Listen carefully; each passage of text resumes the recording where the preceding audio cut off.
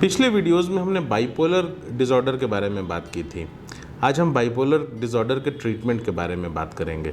Bipolar disorder एक severe mental disorder है और इसका ट्रीटमेंट, रेगुलर ट्रीटमेंट बहुत ज़रूरी है, आवश्यक है और आज हम इसके बारे में बात करेंगे। नमस्कार, मेरा नाम डॉक्टर निशांत विभास है। मैं कंसल्टेंट न्यूरोसाइकेट्रिस्ट हूँ रांची में।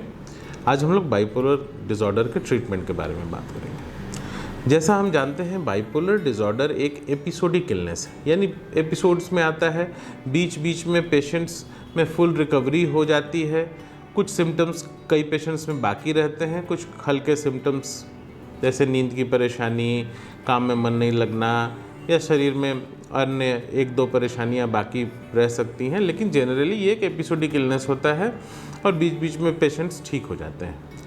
तो ट्रीटमेंट के साथ सबसे बड़ी परेशानी ये होती है कि ट्रीटमेंट को बीच में डिसकंटिन्यू कर दिया जाता है। इसके बारे में हमें जानना है कि ट्रीटमेंट को डिसकंटिन्यू नहीं करना है। ट्रीटमेंट जब भी आपके डॉक्टर, साइकेट्रिस्ट जो भी प्रेस्क्राइब करते हैं, वो ट्रीटमेंट को रेगुलर रखना है। अब क्या क्या ट्रीटमेंट्स होते हैं? सबसे इम्पॉर्टेंट ट्रीटमेंट बाइपोलर डिसऑर्डर का अगेन फार्माकोथेरेपी या मेडिसिन्स है। मेडिसिन्स मेन ट्रीटमेंट है बाइपोलर डिसऑर्डर का। कई बार मरीज के परिजन ये कहते हैं कि सर क्या ये काउंसलिंग से ठीक हो सकता है, सर क्या ये साइकोथेरेपी करने से ठीक हो सकता है। तो साइकोथेरेपी या काउंसलिंग हेल्पफुल ज़रूर होते हैं, वो मेडिसिन्स के साथ साथ काम करते हैं, लेकिन main stay of treatment medicines या फार्माकोथेरेपी ही है। तो सबसे पहली मेडिसिन्स जो हम लोग यूज़ करते हैं उन्हें मूड स्टेबलाइजर्स कहते हैं, मूड को स्टेबलाइज करते हैं। जैसे बाइपोलर डिसऑर्डर मूड के उतार चढ़ाव की परेशानी है, एक तरफ मेनिया होता है एक पोल पे, दूसरे पोल पे डिप्रेशन होता है। तो मूड स्टेबलाइजर्स मूड को स्टेबलाइज करते हैं। इसमें कई तरह की दवाएं जैसे सोडियम वालप्रोएट होती हैं, डाइवलप्रोएक्स या लिथियम होता है, ऐसी कई तरह की मेडिसिन होती हैं जो मूड स्टेबलाइजर का काम करती हैं।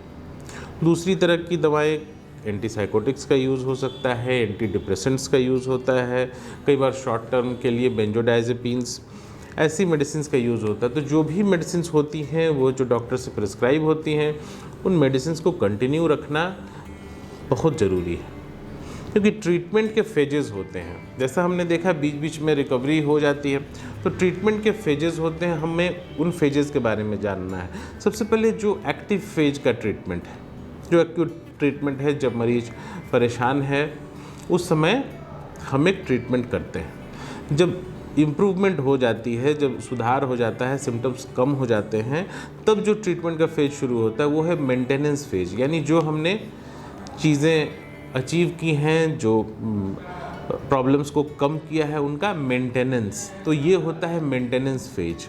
मेंटेनेंस फेज और लंबा होता है।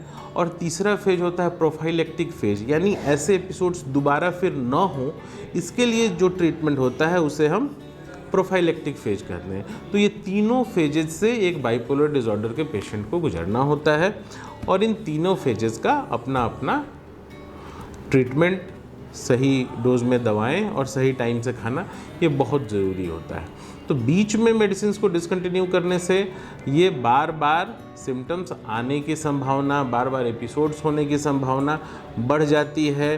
कई बार जैसे जैसे डिज़ीज़ का ड्यूरेशन बढ़ता है, वैसे ही ये एपिसोड्स और जल्दी जल्दी आने शुरू हो जाते हैं और सीवियर हो सकते हैं, साइक्लिंग बहुत तेज़ हो सकती है। इसलिए बाइपोलर डिसऑर्डर में दवाओं का रोल बहुत ज़्यादा है। ठीक होने के बाद भी मेंटेनेंस या प्रोफाइलेक्टिक फेज में दवाएं लेने की ज़रूरत होती है और दवाएं लंबे समय तक लेने की ज़रूरत होती है। अगर दवाओं से कुछ साइड इफ़ेक्ट्स होते हैं, जिसमें वेट गेन हो सकता है, सुस्ती या लेथार्जी हो सकती है, नींद ज़्यादा, ऐसे कुछ अगर सिम्टम्स होते हैं तो डॉक्टर से सलाह लें। डोज के एडजस्टमेंट से या मेडिसिन के चेंज से ये चीज़ें कम हो सकती हैं, लेकिन कभी भी मेडिसिन को छोड़े नहीं। इसके अलावे ज़रूरी चीज़ें हैं प्रॉपर स्लीप। वो बाइपोलर डिसऑर्डर के पेशेंट्स को हमेशा प्रॉपर स्लीप लेनी बहुत ज़रूरी है।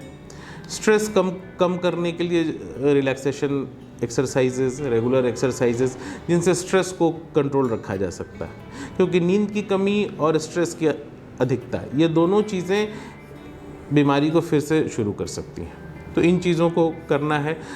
ऐसे पेशेंट्स को नशे से हमेशा दूर रहना है। और चौथी चीज़, अपने फिज़िकल हेल्थ का बहुत ध्यान रखना है। जैसे हाइपोथायराइडिज्म या थायराइड की परेशानी, अगर आपको हाइपोथायराइडिज्म है और वो प्रॉपरली थायराइड का लेवल कंट्रोल्ड नहीं है, तो फिर बाइपोलर डिसऑर्डर का ट्रीटमेंट मुश्किल होता है, सीवियरिटी बढ़ सकती है। तो अपने फिज़िकल हेल्थ का ख्याल रखना भी साथ साथ बहुत ज़रूरी है। Thank you.